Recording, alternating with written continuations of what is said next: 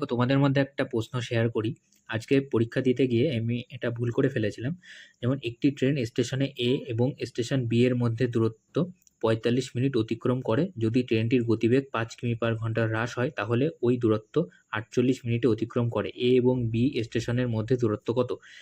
তাহলে আমি একটা ধরি, সে এক্স কিমি পার আগে ছিল, তার থেকে x-5 কমিয়ে নিল। ঠিক আছে? তাহলে তার আগে সময় লাগতো ৪৫ মিনিট, এখন ৪৫ মিনিট, এখন তার সময় লাগছে ৪৮ মিনিট। দূরত্বটাকে আমি সমান করে দিলাম।